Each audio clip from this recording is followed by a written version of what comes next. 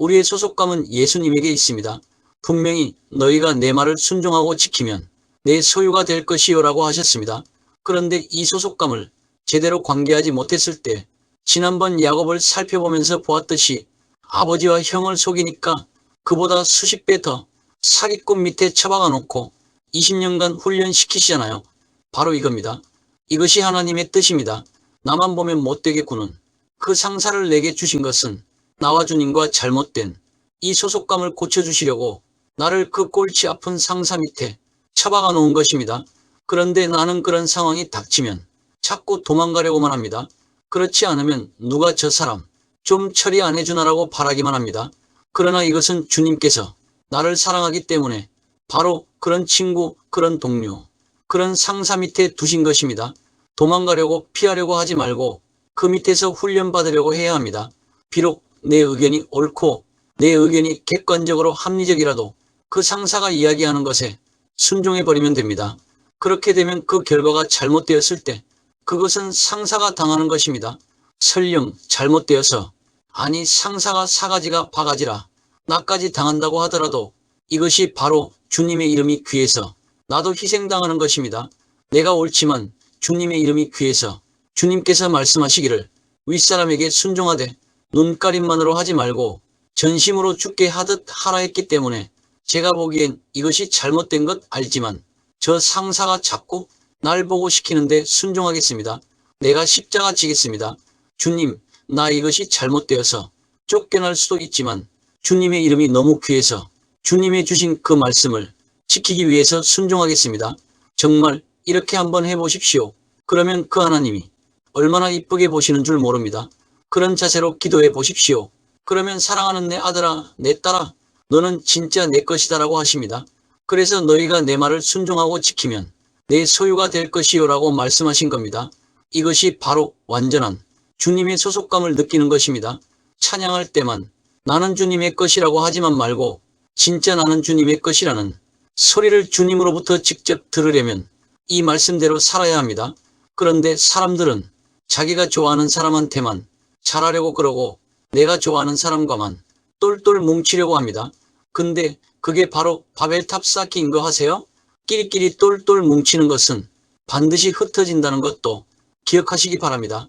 좋아하는 사람끼리만 똘똘 뭉치면 반드시 상처받고 그렇게 간과 쓸개까지 다 빼주면서 좋아했는데 반드시 상처받고 깨지고 흩어지게 되더라는 것입니다.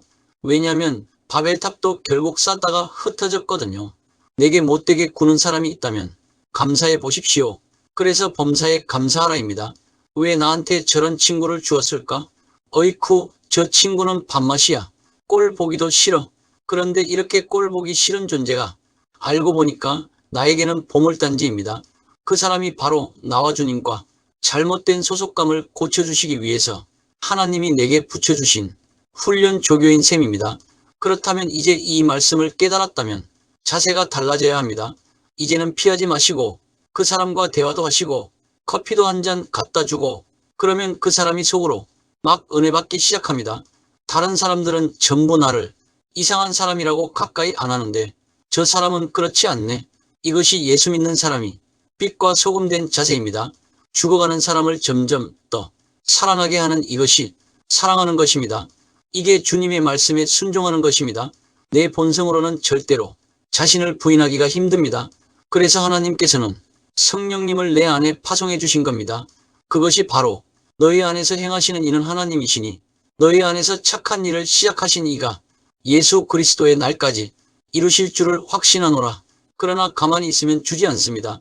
말씀에 기초한 생활 패턴으로 믿음으로 날마다 그 주님께 집중하려고 하는 자, 그 하나님을 사랑하기 위해서 몸부림치는 자, 그런 자들을 주님은 내 안에서 점점 더 변화시켜서 움직여 가십니다. 결국 위의 존재에게 나를 부인하고 엎드리는 것은 굉장한 축복입니다. 자기가 아무리 위로 올라가려고 그래봤자 올라가는 것이 아닙니다. 사탄은 내가 능력을 받아야 물러가는 것이 아니라 나를 낮추고 부인할 때 물러가게 되어 있습니다. 왜냐하면 이것이 바로 십자가의 능력이거든요. 주의 보혈 능력이 또다. 주의 피 믿으오라는 찬송의 의미가 바로 이겁니다. 나를 죽기까지 낮추어서 그 아버지에게 순종한 것이 십자가이기 때문에 그것이 바로 능력입니다. 사탄이 나를 찾고 괴롭힐 때 사탄아 물러가라라고 하기도 해야 하지만 진짜 능력은 나를 부인하고 나를 낮추는 데서 옵니다. 이 말은 평소의 삶 가운데서 끊임없이 나를 부인하고 낮추라는 말이기도 합니다. 한마디로 겸손한 생활 패턴 가운데서 끊임없이 자신을 낮추고 부인할 줄 알아야 하고 어디 가서 목에 힘주고 잘난 척하지 말라는 말이기도 합니다. 제발 눈물과 겸손으로 나를 정말 낮추어 보시기 바랍니다. 그러면 사탄은 저절로 물러가게 되어 있습니다. 이것이 능력 중의 능력입니다. 왜냐하면 이것이 바로 십자가의 능력이기 때문입니다. 그래서 너희가 나를 따라오려고 든 날마다 자기를 부인하고 자기 십자가를 지고 나를 따르라고 주님은 말씀하셨습니다. 그렇지 않으면 나를 따라올 수가 없다는 겁니다. 진짜 복음은 바로 나를 부인하는 것입니다. 그냥 능력받아서 막 소리 지른다고 다 되는 것이 아닙니다. 먼저 나를 비워야 합니다. 그러나 내가 나를 부인하기가 어렵고 내가 나를 낮출 수가 없기 때문에 이것이 하나님께 집중해야 하는 이유입니다. 그 하나님께 집중하는 자에게 나의 모든 것을 내려놓고 희생하는 그 하나님의 이름을 귀히 여기는 자에게 성령님께서 내 안에서 일하십니다. 그렇게 내 안에서 나를 날마다 감동시켜 주시기 때문에 끊임없이 내가 나를 부인할 수가 있는 것입니다. 이렇게 나를 부인해 나아가면 절대로 사탄이 나를 괴롭힐 수가 없고 뭐 이상한 것이 보인다는 둥, 들린다는 둥, 이상한 꿈을 꾼다는 둥 하는 것이 사라지게 됩니다. 물론 그러한 것들이 모두 다 잘못되었다는 말은 아닙니다. 우리가 기도를 통해서도 사탄아 물러가라라고 대적해야 하겠지만 자신의 생활 패턴 가운데서 자신을 낮춤으로써 승리해야 합니다. 결국 나를 낮추는 자가 가장 큰 능력의 소유자입니다. 이 땅에서 아무리 길을 쓰면서 위로 올라가려고 해봤자 안되고 주 앞에서 낮추라. 그리하면 주께서 너희를 높이시리라. 즉 내가 먼저 낮추면 성령님께서 나를 찾고 높여주십니다. 그래서 다윗은 13년간 사울 왕에게 맨날 쫓기다 보니까 눈물로 겸손한 사람이 되었습니다. 바라볼 것은 하나님밖에 없거든요. 그럴 때 그 하나님께서 다윗을 높이 들어 올려 세워주셨습니다. 내가 올라가려고 길을 쓴다고 올라가지는 것이 아니더라고요. 그래서 천국에서 가장 높은 자가 누군 줄 아십니까? 바로 자기를 완전히 비우고 십자가에 못 박은 자, 낮아질 대로 낮아져서 더는 낮아질 곳이 없는 자, 자신을 완전히 죽인 자라고 감히 저는 확신합니다. 그뿐만 아니라 목회자 중에서도 말씀을 기가 막히게 전한 능력의 종이나 신유의 은사를 발휘해서 손대면 뒤로 팍팍 넘어가고 수많은 자의 병을 고친 종이 하늘나라에서 가장 높은 자가 아니고 진짜 능력은 자기에게 맡겨진 성도들을 눈물과 겸손으로 섬기는 목회자가 하늘나라에서 귀한 자리를 차지합니다. 이것이 바로 성경이 말씀한 내 부모를 공경하는, 즉 윗사람을 공경하는 것입니다. 이웃사랑의 두 번째 계명이 도적질하지 말라입니다. 다시 말해서 남의 것을 빼앗지 말라, 남의 것에 욕심내지 말라는 말입니다. 그리고 더불어 선한 사마리아인이 되라는 겁니다. 한마디로 도적질 당하고 강도당한 자가 있으면 그에게 도움이 되어주라는 말입니다. 즉 진짜로 고통당하고 쓰러져 있는 사람을 보면 도우라는 겁니다. 어떤 분이 어렸을 때 부모가 다 돌아가시고 혼자 고아가 되어서 거지 소굴에 있는데 거지들이 자꾸 도적질을 해오라고 시키더랍니다. 그래서 지금은 자기가 비록 이렇게 거지 소굴에 있지만 자기는 모태 신앙인데 도적질하는 것만은 시키지 말아달라고 하니까 거짓들이 단합해서 얼마나 두들겨 맞았는지 피투성이가 되어 있는데 자기를 부산역 앞에 다 내다버렸다고 합니다. 아침에 정신이 들어서 이렇게 누가 자기를 도와주나를 이렇게 보았다고 합니다. 왜냐하면 그곳은 여기니까 기도원 가는 버스들도 많고 믿음 좋은 집사님들, 능력받은 권사님들, 목사님들도 지나다닐 거 아닙니까? 그런데 한 사람도 쳐다보는 사람이 없더랍니다. 그래서 이 어린아이가 어린 마음에 주님, 어떻게 하나님 믿는다는 사람들이 한 사람도 도와주는 사람이 없습니다. 라고 울었다고 합니다. 그래서 선한 사마리아인의 이야기를 예수께서 하신 것 같습니다. 우리가 진짜로 예수 믿는 사람일까요? 나하고 아는 사람, 내 친척, 내 친구가 그렇게 엎드려 쓰러져 있으면 절대로 그냥 안 지나칠 것입니다. 그래서 주님께서 마지막 날에 내가 양과 염소를 구분하겠다고 하시면서 여기 내 형제 중에 지극히 작은 자 하나에게 한 것이 곧 내게 한 것이니라라고 하셨습니다. 즉 내가 줄일 때 너희가 먹을 것을 주었고 목마를 때에 마시게 하였고 나그네 되었을 때에 영접하였고 헐벗었을 때 옷을 입혔고 병들었을 때에 돌보았고 옥에 갇혔을 때에 와서 돌본 사람, 그 사람이 내 양이라는 것입니다. 그러니까 그들이 왈 주여 우리가 어느 때 주께서 줄이신 것을 보고 음식을 대접하였으며 목마르신 것을 보고 마시게 하였나이까? 어느 때에 나그네 되신 것을 보고 영접하였으며 헐벗으신 것을 보고 옷 입혔나이까? 어느 때에 병드신 것이나 옥에 갇히신 것을 보고 가서 배웠나이까라고 하니까 예수님께서 왈 너희가 여기 내 형제 중에 지극히 작은 자 하나에게 한 것이 곧 내게 한 것이다. 다시 말해서 나와 아무 상관이 없는 사람들, 그 이웃들, 그 가난하고 불쌍한 이웃들이 고통받고 있을 때 그 사람에게 한 것이 바로 주님에게 한 거라는 겁니다. 그래서 예수님은 예수님의 초상화 그림을 남겨두시지 않으셨습니다. 만약에 예수님께서 사진을 남겨놓았으면 어떻게 됐겠습니까? 전부 그 사진에 나온 모습과 비슷한 사람만 찾아가서 교주로 모시려고 할 것이 뻔하거든요. 아마 그렇지 않아도 요즘 예수님의 모습을 상상해서 인자하고 자비롭고 잘생긴 얼굴들을 그래서 인터넷에 올려놓으니까 벌써 그런 비슷한 사람만 보면 예수님 같은 분을 봤다느니 예수님같이 생겼다느니 하면서 마치 지가 언제 예수님을 만나보기라도 한 것처럼 말합니다. 그런데 주님은 저렇게 쓰러져 있는 저 아이가 바로 나다라고 말씀하십니다. 그래서 예수님은 자신의 모습을 남기지 않으신 것입니다.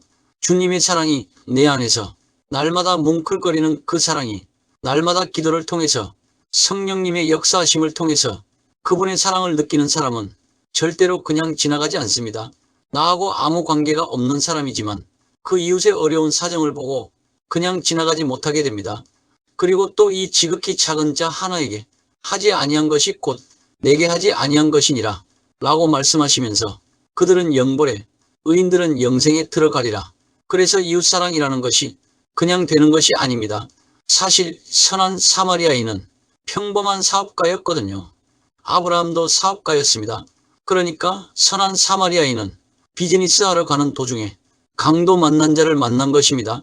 제사장, 바리새인 다 말씀을 잘 전하는 사람들이고 당대의 학자들이고 성경을 기가 막히게 잘 가르치는 사람들인데도 불구하고 다 지나가 버렸습니다. 그런데 유대인들이 개 취급하는 그 선한 사마리아인은 세일즈맨이고 바쁘면서도 내려서 자기 시간을 투자해서 물질도 내주고 여관에 데려다 주고 한 것입니다. 선한 사마리아인이 모든 것을 다 했다는 것이 아닙니다. 누군가 도움을 줄 수 있는 사람에게 데려가서 이 사람 좀 도와주세요. 돈이 더 들면 제가 오면서 드리겠습니다 라고 하면서 돈을 준 것뿐입니다. 즉 내 시간과 물질과 마음을 드린 겁니다. 그러면 이 사마리아인이 왜 이렇게 했을까요? 그것은 바로 하나님의 이름이 너무도 귀해서 주님의 이름이 너무 귀해서 모든 것을 손해보는 것입니다. 이것이 바로 십자가의 도입니다. 이것은 결코 율법이 말하는 행위를 강조하는 것이 아닙니다. 진정으로 주님의 사랑을 체험할 때만 나올 수 있는 사랑의 의지적 결단입니다. 예수 믿는다는 것은 끊임없이 나를 부인하는 것의 연속입니다. 만약에 이것이 없다면 그것은 분명히 말씀드리지만 가짜가 분명합니다. 그러니까 예수 믿으면서도 절대로 나는 손해보지 않으려고 합니다. 그러면서도 주일날은 네코다이 메고 화장하고 폼 잡고 앉아서 할렐루야 하면서 큰 소리로 두 손 벌리고 하면 잘 믿는 줄 압니다. 주님이 말씀하시는 것은 그것이 아니라는 것입니다. 너희 몸을 산 제사로 드리라. 즉 너희 생활 패턴 가운데서 나타내어라는 겁니다. 다만 열왕기상 22장의 여호사밧 왕처럼 잘못된 이웃사랑을 해서는 안 된다는 것입니다. 그뿐만 아니라 도적질하지 말라는 말은 내게는 없는데 다른 사람이 가지고 있는 것을 탐내어 훔치려고 하지 말라는 말이기도 합니다. 다른 사람 걸 슬쩍하거나 도적질하는 것은 내 것보다 다른 사람 것이 좋아 보여 시기, 질투심이 나기 때문이고 자기에게 없는 것을 남이 가지고 있으면 나 역시도 가지고 싶은 욕심 때문입니다. 그래서 자족하는 마음이 필요합니다. 결국 십계명에 대해서 전혀 관심이 없는 예수 믿는 사람과 십계명을 생명처럼 소중하게 하나님의 말씀으로 믿고 순종하려는 사람은 그 신앙 차원과 살아가는 생활 패턴 자체가 다릅니다. 이것은 결코 율법을 강조하는 것이 아닙니다. 이웃사랑의 세 번째가 살인하지 말라입니다. 노아 홍수 이후에 하나님께서 하나님의 형상대로 지은 사람을 살인한 자는 곧 하나님을 죽인 자이기 때문에 반드시 처형하라고 했습니다. 그런데 예수님께서는 이 살인을 확대 해석하셨습니다. 옛사람에게 말한 바 살인하지 말라.